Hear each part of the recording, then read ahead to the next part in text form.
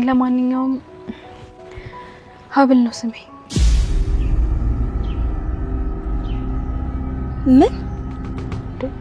ምን ነው ደነገጥሽ? አይ የኔም ልጅ ግን ተይው ይቅር በቃ። ደህና ነሽ? ግን በጣም የተጨናነቅሽ ትመስያለሽ።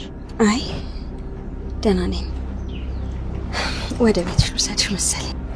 በጣም አስቸገርኩሽ ግን ይቅርታ አድርጊልኝና አሁንም ስታይኝ በዚህ ልክ ለምን እንደደነገጥሽ ግን አልገባኝም። ልክ እኮ ከዚህ በፊት የምንተዋወቅ ሰዎች ነው ያስመሰልሽው። እውነት ለመናገር እኔም ሳይሽ በዛ ልክ መደንገጥ ይገርመኛል። ምናልባት ምን አጋጣሚ ሊሆን ይችላል።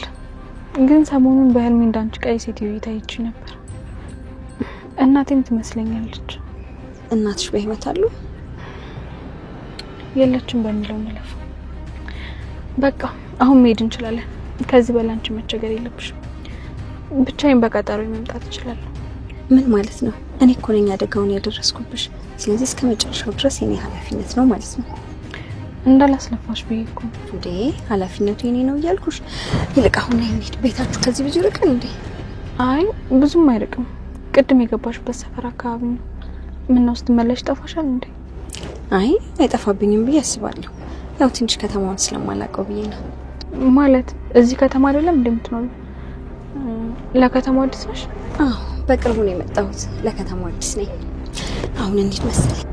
አሁን እንሂድ። ይቅርታ ቦሬ ያስኩሽ። አጸደ እባክሽ በጣም ጨንቆኛል። እንዴት ነው ይሄን የዲኤንኤ ጉዳይ መገላገለው? ነገርኩሽ እኮ። እኔ መልሽ የልጅቷን ስም ማን ነበር ያልሽኝ? ማኤል። አዎ ማኤል። ይኸውልሽ ማኤል ስተኛ ቀስ ብለ ጸጉሯን ትቆርጫለሽ። ከዛም በኋላ ኩኩሻ ሀና ፊት ጸጉሯን የቆረጠች አስመስላ በቃ የልጅቷን ጸጉር።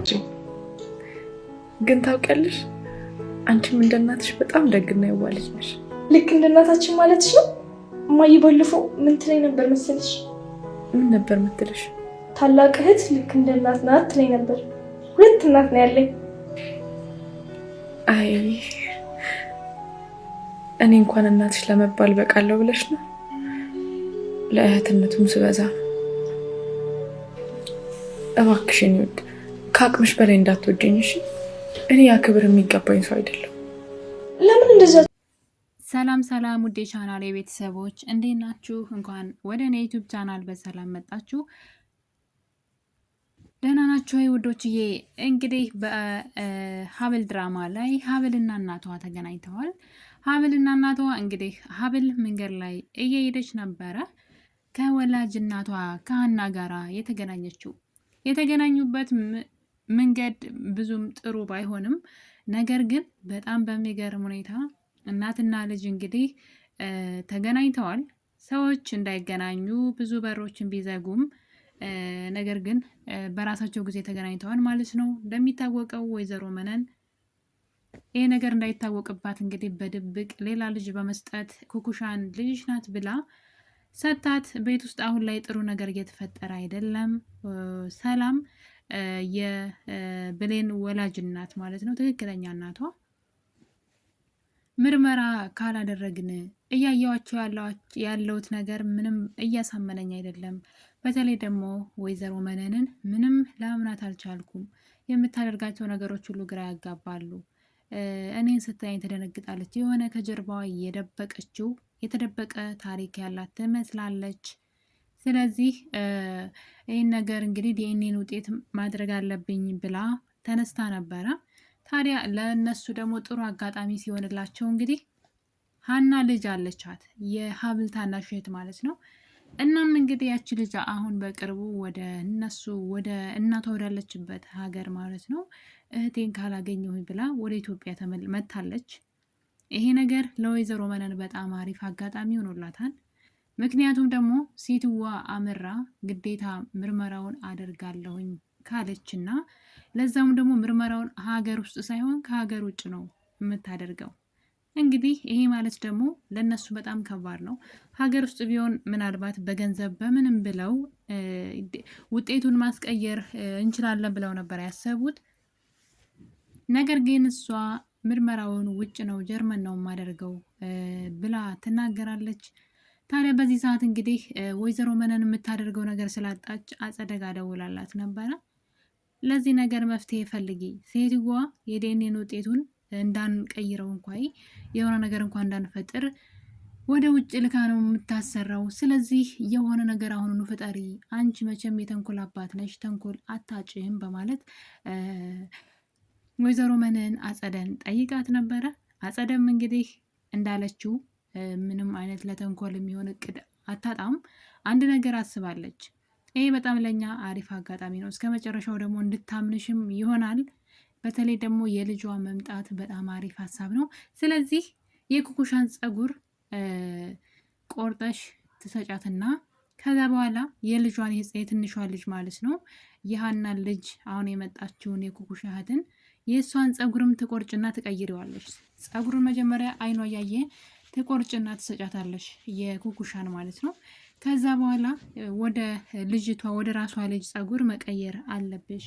ወደ ውጭም ትላከው የትም ትላከው ያኔ 100% ታምናለች። አስባችሁታል እንግዲህ የራሷን ልጅ ፀጉር ቀይረው ከሰጡ ወይዘሮ መነን ያን ነገር ካደረገች ሀና ውጤቱን ደግሞ ተቀየረ ብላ እንኳ የሰዎችን እነሱን እንዳትጠራጠር ውጭ ድረስ ተልኮ ነው እንግዲህ የሚሰራው። ያ ማለት እውነተኛነቱን ያረጋግጣል ማለት ነው። እንግዲህ እነሱም በዚህ በኩል ይሳካላቸው ይመስለኛል፣ ተንኮላቸው ማለት ነው። እነ አጸደና ወይዘሮ መነን በነገራችን ላይ ኩኩሻ ደስተኛ አይደለችም በዚህ ስራ። ከዚህ ተንኮልና ክፋት ውስጥ መውጣት ፈልጋለሁ፣ ነገር ግን ደግሞ የሀናን እናትነትና የልጇን እህትነትን ገና መቅመሴ ነው እና ይህን የመሰለ ፍቅር ማጣት አልፈልግም፣ የእናትነት ፍቅሯንም ማጣት አልፈልግም። ነገር ግን ደግሞ የሰውን ህይወት ቀምቼ መኖር ደግሞ ለእኔ ከባድ ነው እያለች ከራሷ ጋራ ሙግት የገጠመችው ኩኩሻ አሁን ላይ ትልቅ እንግዲህ የቤት ስራ ሊሰጣት ነው ማለት ነው። ማስመሰል የሚባል የቤት ስራ እንድታስመስል ሴትዋን እንድትናደድባትና እንዴት ትጠራጠረኛለሽ? እኔ ልጅሽ መሆኔ እንዴት ትጠረጥሪያለሽ? ሆስፒታል ውስጥ ጥለሽ መሄድሽ ሳያንስ ጭራሽ ትጠራጠሪያለሽ በማለት ጓ እንድትልባት እናትየዋ ላይ ማለት ነው። እንደውም ከአንቺ ጋር መኖር አልፈልግም ብላ ሁሉ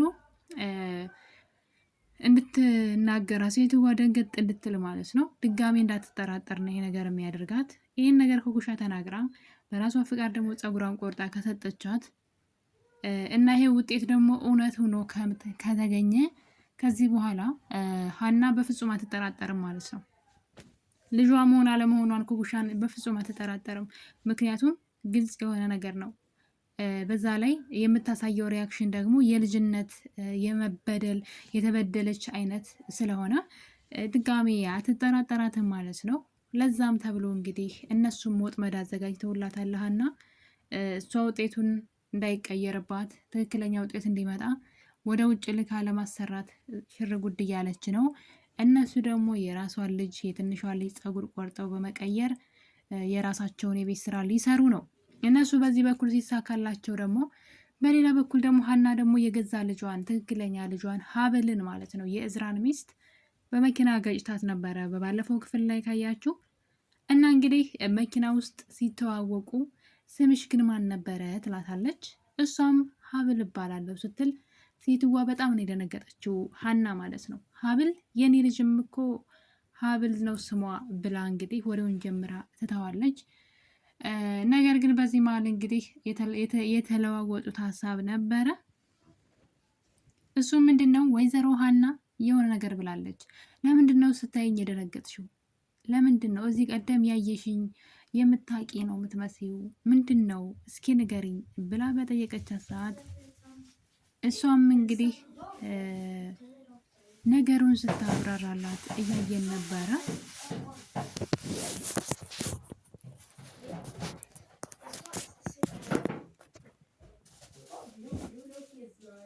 እንግዲህ ሀብል እንደሆነ ስሟ ስትነግራትና በዛ ላይ ደግሞ ለምን ስታይ እንደነገጥሽ የምታቂኝ እዚህ ቀደም ያየሽ ነው የምትመስዩ ብላት ነበረ።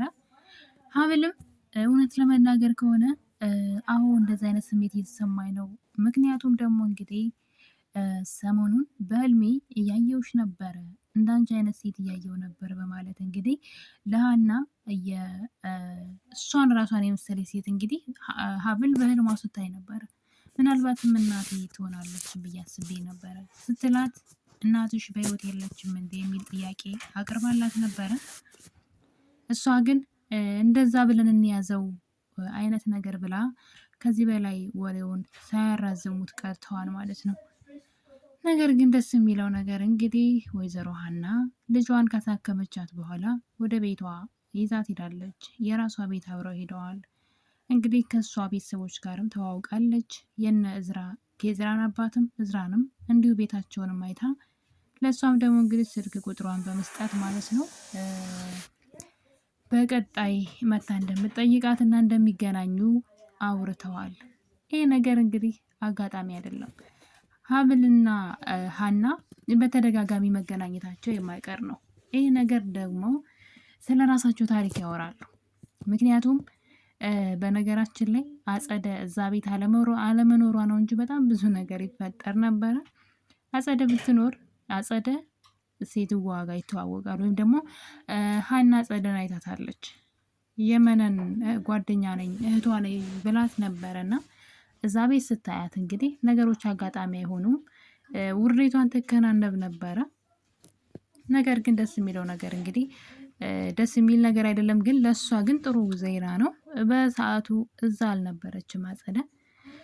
ስለዚህ ወይዘሮ ሀና አንድ እርምጃ ተራምዳለች ማለት ነው። ልጇን ቢያንስ ባታውቃት ማንነቷን እንኳን ባታውቅ አሁን ላይ በአካል አግኝታታለች። በአካል ማግኘት ብቻም ሳይሆን የመኪና አደጋ ስላደረሰችባት በደንብ ቀረቤታ ይኖራቸዋል ማለት ነው። ከዚህ በኋላ በተደጋጋሚ መገናኘት፣ የመጠያየቅ፣ የመደዋወል አጋጣሚዎች ይኖራሉ። በእርግጥ አጸደና መነን ይህንን አጋጣሚ እንዳይኖራቸው ይህን አጋጣሚ ለማበላሸት መስራት አለብን እያሉ ይገኛሉ። ሁለቱ በተደጋጋሚ የሚገናኙ ከሆነ በመጠየቅ ሰበብ የምታገኛት ከሆነና የሚያወሩ ከሆነ ስለ ታሪካቸው መነጋገራቸው አይቀርም። ያ ደግሞ መጥፎ አጋጣሚ ነው የሚሆነው። ስለዚህ እውነታው ይወጣብናል በማለት የሁለቱ ግንኙነታቸውን ለማበላሸት እንደሚሰሩም ተነጋግረዋል። ከምንም በላይ ደግሞ ኩኩሻ ምርመራውን በቶሎ ታድርግ እያሉ ይገኛሉ። ምክንያቱም ደግሞ ኩኩሻ ምርመራውን በፍጥነት ካደረገች ሀብልና ምክንያቱም አሁን ላይ ወይዘሮ ሀና ጥርጣሬ ላይ ነው ያለችው። ስለዚህ ከሀብል ጋር በተደጋጋሚ ስትገናኝ የእናትና የልጅ ነገር ሊያወሩ ይችላሉ። ነገር ግን በትክክል ልጇ እንደሆነች ካወቀች ይህን ሀሳብ አታነሳም ብለው ያስባሉ። ስለዚህ የሀብል ልጅነት ከመታወቁ በፊት የኩኩሻ ልጅነት መታወቅ አለበት። ለዛም በፍጥነት እናድርግ እያሉ ይገኛሉ። የልጇን ፀጉር በመቀየር እንግዲህ ወደ ውጭ ተልኮ ያው ግልጽ ኩኩሻ ልጁና ነው የምትገኘው ማለት ነው በዚህ ምርመራ ላይ። በዚህ መሀል እንግዲህ ወይዘሮ ሀና ምንም አይነት ጥርጣሬ በኩኩሻ ላይ አይኖራትም። ሲጀመር ወይዘሮ ሀና ኩኩሻን በጣም ነው የወደደቻት። በጣም ስርዓት ያላት ልጅና የዋህ ልጅ ናት እያለች ወዳታለች። በልጅ ስለሆነች ብቻ ነው እንጂ ውስጧ የልጅነት የእናትነት ስሜት ተሰምቷት አይደለምና እንግዲህ እና ጸደም በዚህ በኩል ሌላ የራሳቸውን ስራ እየሰሩ ነው። ፈጣሪ ደግሞ ሀናንና ልጇን ሀብልን ፊት ለፊት አገናኝቷቸዋል።